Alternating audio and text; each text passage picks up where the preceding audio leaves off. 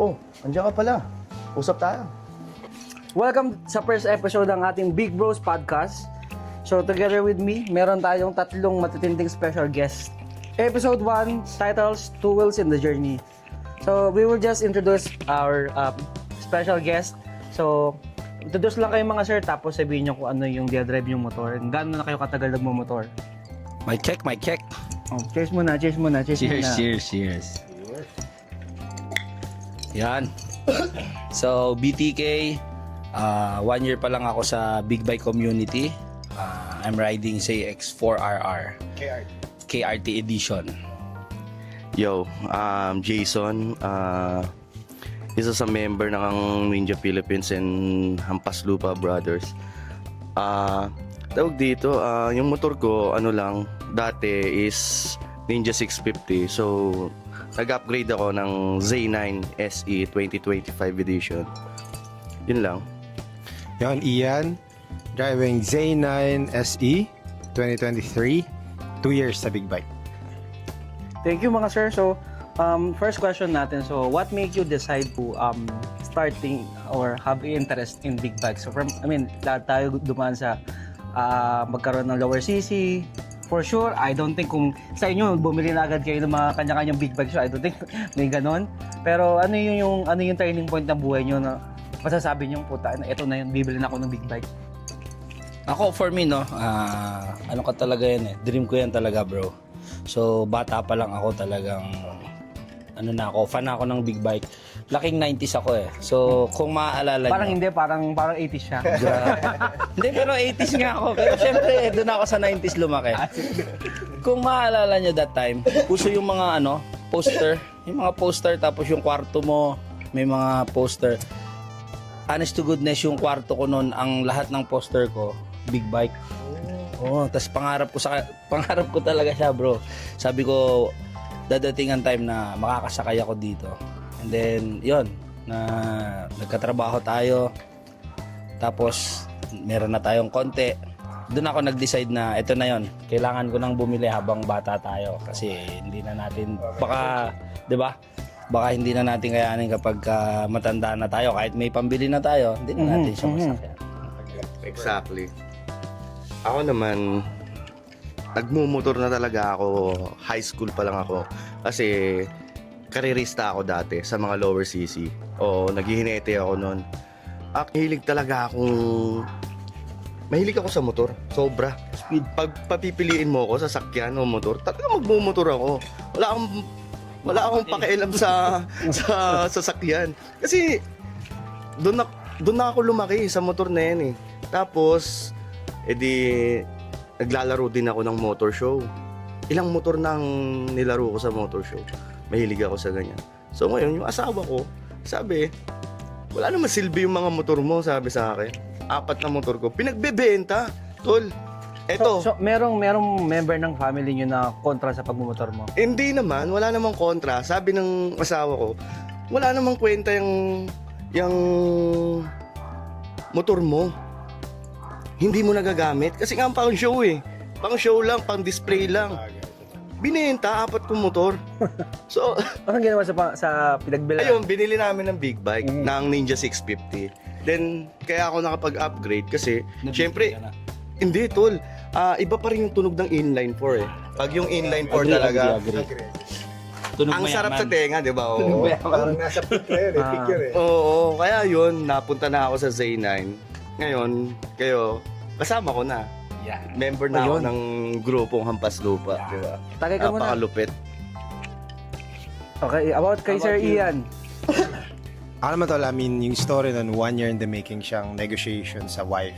So, parang every month, pinaparinggan ko siya. Nanood ako ng YouTube videos, mga Facebook. Ang ganda nito, ganda Parang niya. gano'n na gano'n din ako. Diba? Kasi siniset ko muna yung mind niya na kailangan ko yan. So, parang naging, at one point, kala ko imposible na siya kasi nagkaroon na ng baby. Nagkaroon na panganay. Ang problema, yung pangalawa, unplanned. So, sobrang dikit. Sabi ko, mas malabo ata. Pero siguro, pinagpala din ni Lord, after 1 year conversation, napayagan, nagkaroon ng budget. Sabi niya, sige, bilhin mo na. Pero nagsimula ako sa Dominar. Dominar. Dominar, kasi ang Kaya kail- member, Dominar- kaya si Mark, magkakilala na talaga kayo. Totoo. Kasi ang kailangan ko lang naman, makadaan ng Cavitex na hindi nagdadaan sa sakyan kasi one is tipid sa oras, tipid sa Exactly. parking, tipid sa gas. Ganyan din sinabi sa akin ni Macy's. Oh. Para mapakinabangan ko daw yung motor. Dapat pa, hindi ka magsasakyan, di ba? Alternative ang motor. So yun, D4, pero tulad nga din sabi ni Jason, iba pa rin kasi yung inline 4. So Yeah. talagang pure sige talaga ako, kailangan ko ng inline 4. Pero parang nag-CB 400 ka before, di ba? Ay, Yung copy J, rated. Suzuki din yun, GSX 400. So yan, pero ito, I mean, nung nabili ko na yung Z9, tanong ni Mrs., kailan mo last nagamit yung Dominar?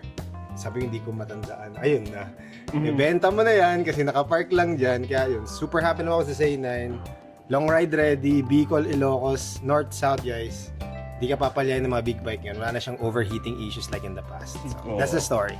So, for sure, meron time na dumating na when we were planning buying a big bike, so, syempre, kinukonsider natin yung presyo.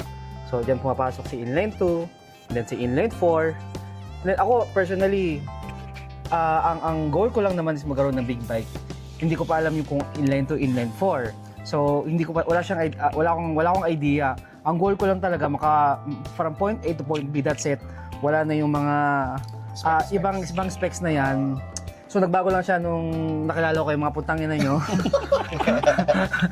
So, ayun yung ano. So, dumating ba sa time na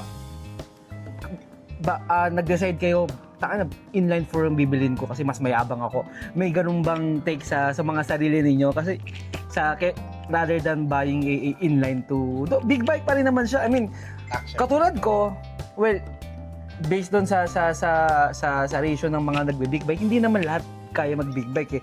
So, hindi lahat alam nila yung difference ng inline 2 and inline 4. Basta sila, yung as normal na wala namang big bike, yung okay na magkaroon ng big bike. Doesn't matter if it's inline 2 or inline 4. Kasi, basta, ang the end of the day, kahit ano namang dala mong motor, pag may nakasalubong ka, sasabihin, yeah, bomba. Totoo yan. Right, di ba? So, kumbaga, may dala kang big bike, bragging rights. Otherwise, ang mamamimit mo, yung may mga talagang motorcycle enthusiast na very much familiar sa mga tawag dito, sa mga specs ng motorcycle. Anyway, so, well, second question natin, we will going to discuss the open road or life in the journey. Well, lahat tayo may mga kanya-kanyang reason bakit tayo nagbe-big bike. So, ayun nga, tulad ni Sir Ian, gusto niya lang makatraverse from dito sa Imus to Pasig. Now, doon na papasok yung ano naman yung reason nyo bakit kayo nag-big bike to move away or to avoid yung stress. So, ano naman yung mga reason nyo bakit nyo ginagawa yung pag-big bike? Kasi may kasabihan dito na they say, 4 wheels move the body, but 2 wheels move the soul. So, ano yung mga reason bakit patuloy pa rin kayo nag-big bike despite na mahal yung gasolina? Number 1 yan. Siyempre, ang sakit sa ulo. May point na umabot ng 100 per liter. So, yung iba kasi, hindi nila naiintindihan na yung pag-big bike. Akala nila pure yabang lang. Pero how's a big bike owners? So, ano yung mga personal deep reasons ninyo? Bakit kayo nagbe-big bike? Ako, for me, kasi dream ko talaga siya, bro. Disregard kung anong CC siya. Basta, pero, ang edge ko talaga, ang description sa akin ng big bike, yung mayabang talaga yung tunog. Which is nandun sa inline 4. So, dahil first time ko, sabi ko, mas lower CC muna. Inline 4 na 400cc muna. So, dun ako nag-decide na nakakita ko ng 4RR. Pero ano talaga, sports bike. Ko lang, mention ko lang. 400cc sa kanya, 900cc sa amin. Pero pag yung tao nagpapapicture sa motor niya, lahat nasa motor niya, wala sa amin. Nasa kanya yung crown. Very fan talaga ako ng sports bike. Pero ako talaga, kaya ako nagbi-big bike. Kasi dream ko talagang makabili ng isa. Tapos nung nakabili na ako, naging kaibigan ko kayo. Tapos one time, nag-usap kami ni Tol Ian. Sabi ko, by December, mag-upgrade tayo ng 6R. Kasi kapag ito yung kasabay mo sa daan, punit-punitin ka talaga nito dun sa Z9 niya. commercial lang. Regardless kung gaano kalakas ang motor mo kasi skills pa rin ang pag-uusapan eh. Importante, naka 1,000cc ka, pogi ka, di bali nang mabagal ka. Regardless, mapapanood ng misis ko para lang sabihin sa kanya, legit, mabagal ako magpatakbo. Legit yun. Pinakamabilis sa motor. So, yun ang sa akin. Kaya ako nagbi-big bike, dream ko siya. Tapos nung nakabili na ako, kahit ganong kamahal ang gas, bakit ako nagbi-big bike? Masaya ako sa ginagawa ko. Hindi ko na kayang balikan yon. Yung pera kikitain ko yon. Pero What is money, paper only. No? Oo. Totoo ba yan? Pero yung time, kailan ka pa bibili kapag hindi mo na kayang sumakay ng sports bike? Yun lang sa akin, ganun kasimple. Stress If you reliever. don't mind, sir, ilang taong ka na ba? Mga 55 ba? Hindi, ano lang ako. Ah. On the record, 37. Nangula ka pa. 37. Magkaedad kami Hindi sigurado sa birthday, hindi sigurado. Nangula. 37. Kay Sir Jason, ano yung mga... Thank you. Ang big bike hindi naman talaga purely about sa speed. Yeah. So, syempre, may mga kanya-kanya tayong reason tulad ko as a young professional. Young? Hindi ako young. So, one of the reason bakit ako nagbe-big bike is kasi to you know, makapag-relax. Kasi nagtatrabaho tayo, nakaupo. Ako, working from anywhere. So, madalas, pagkaharap ko yung computer, maghapon okay na yun. Tapos, yun na, nakatutok na ako doon. So, the reason bakit ako nagbe-big bike is to, you know, kahit pa paano, maiwasan mo yung stress and then makaharap ng mga ibang bagay na pagkakabalan. Pero actually, hindi ko na-expect yung...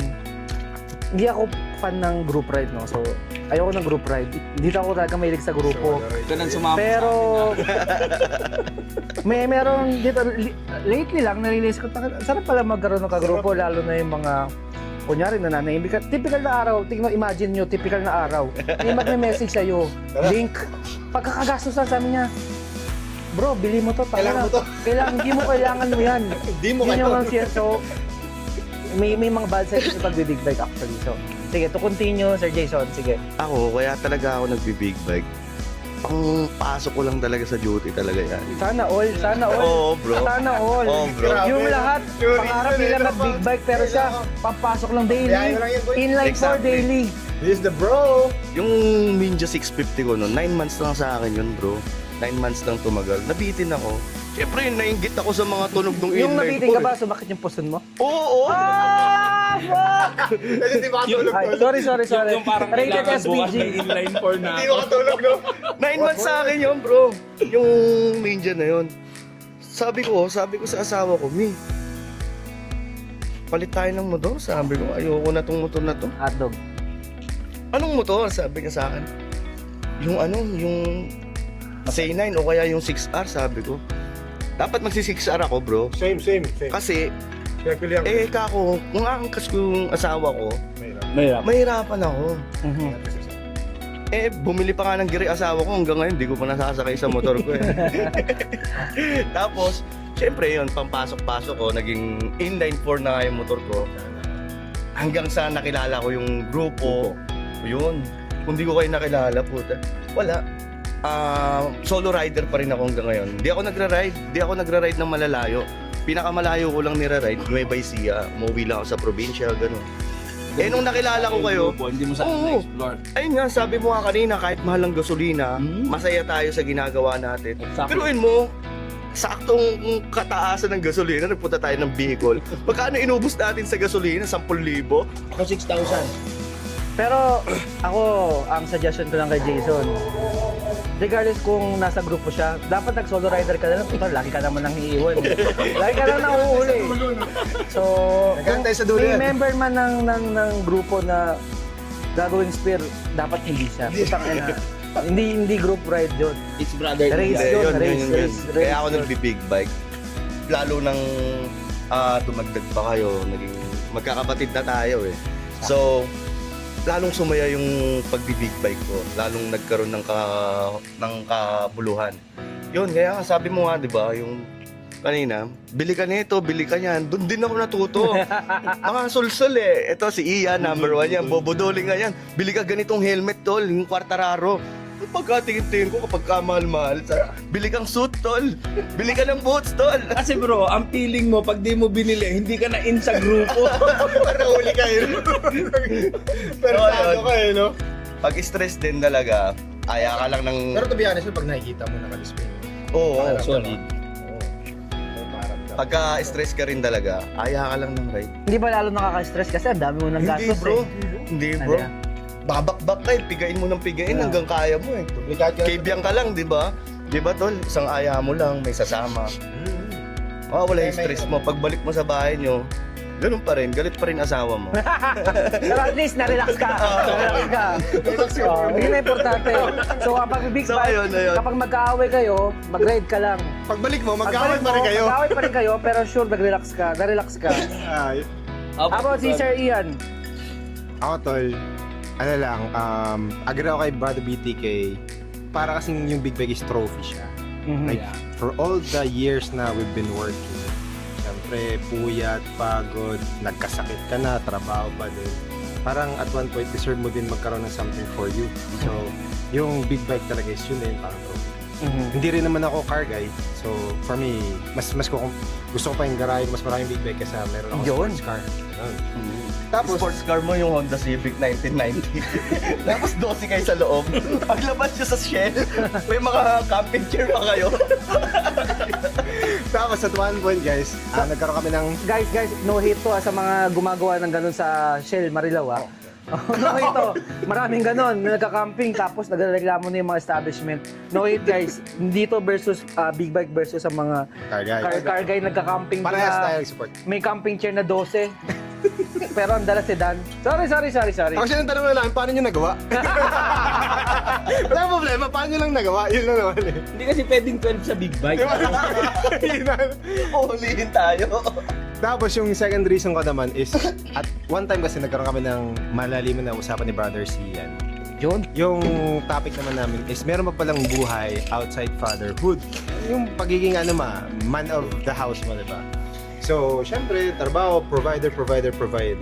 Yun pala yung big bike. Meron din palang community, may brotherhood na na-form. So, nakilala ko sila, super lucky ako. Pero, take note guys, marami na ako na samahan na groups. Iba pa rin talaga yung Hampas Lupa Bros. Kasi dito, mas malalim eh. Ang Deeper Paslupa Bros, connection. number 1. Yeah. So, our next question is, ito yung hindi naiintindihan ng mga non-big bike enthusiast, no? So, may mga times na, for example, pumunta ka ng gas station and then you just notice someone na naka-big bike din. And then, nagkaroon kayo ng 5 minutes discussion. Hindi pong 5 minutes lang kayo nag-uusap pero parang 10 years na kayo magkakilala kasi may mutual understanding yung mga big bikers eh. So, ngayon, my question is, gaano ka-importante sa inyo yung brotherhood pagdating sa bike community? Kasi yung iba, alam mo na, sa bike ko, sobrang daming big bike grupo. Yung iba talaga medyo toxic, tapos talagang papalit-palit ng grupo. And yun yung come up dun sa grupo natin ngayon na HB. So ano yung talagang triggering factor yung pinaka reason nyo bakit you're staying in this group? Kasi napaka talagang sa big bike community, as much as possible talagang Yabangan kasi doon. yes, tama yan. Pero doon na bibihira ka makita ng grupo na napaka-healthy. So no toxicity, no negativity. So what brotherhood means to you? Ako kasi hindi sa akin bago yung brotherhood Kasi ayan, alam ni Tol Ian and Tol Jason. Kaming tatlo kasi is a member of the Tau Gamma Pi, no? Shoutout sa mga brad namin dyan. Salute sa inyo. No, so hindi bago sa amin yung ganito. Pero kung sa tanong ni Brother Sian, bakit ako nag-stay sa HB? Kasi dito ko nakita na dito ako masaya sa grupo na to. Kasi hindi lang basta grupo, parang ang turingan namin dito is magkakapatid. So actually first time ko lang ding mag big bike. Ngayon ko pa lang din na-explore yung mga rides, long ride. Dito ko nakita na may concern. Walang naiiwan, sabay-sabay kaming umaalis, and then ang goal ng grupo is sabay-sabay babalik. Makakauwi lahat. So, yun. Walang toxic. Masaya ako. Tapos, we're always on the level.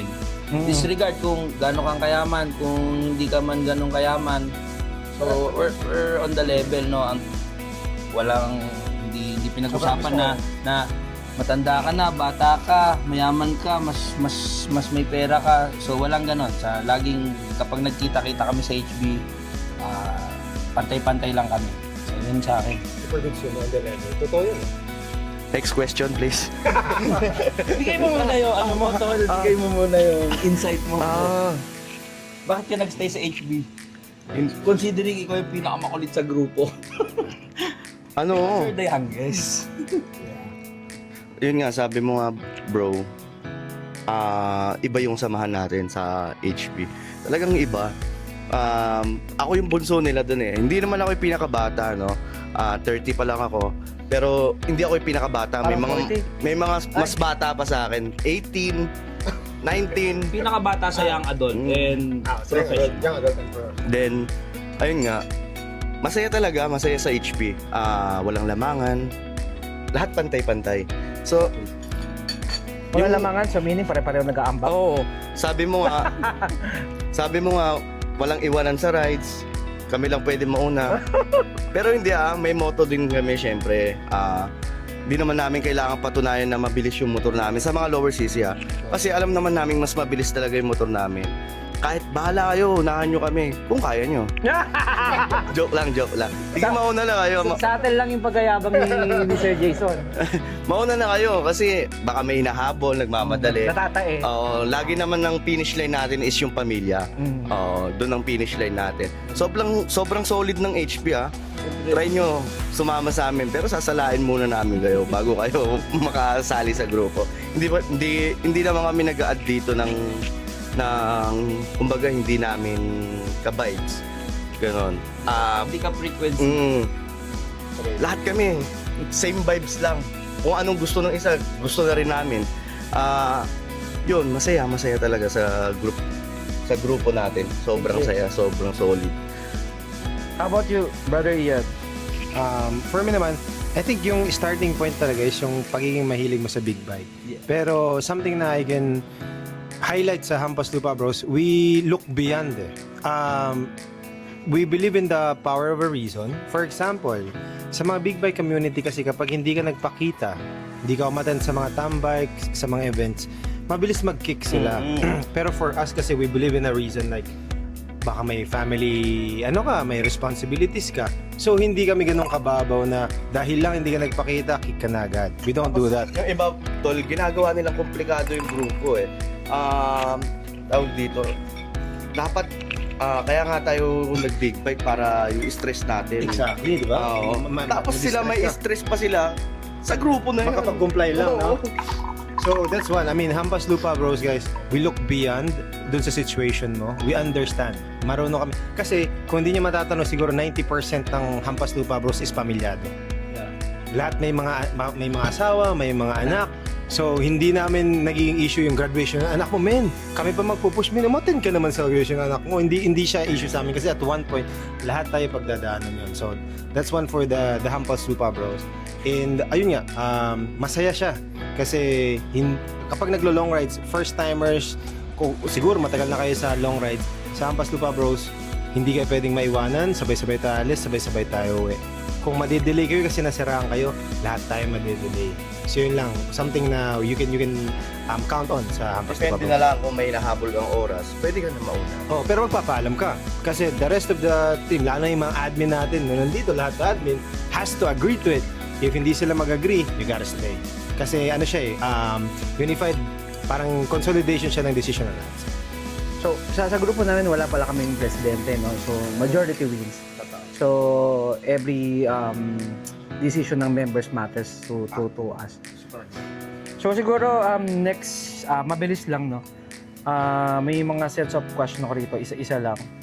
Tapos, proceed tayo sa last topic natin. So, inline 4 o between? Inline 4. Inline 4. Long ride, tambike. Long ride, syempre. Long ride. Kay Sir Ian, Sex or chocolate? sex or chocolate. Day ride or night ride? Day ride Day pa ride. din. So, yan. Thank you. So, Thank you to three of you. So it was very precious moments da kayo yung first guest natin, kayo yung first member to interview.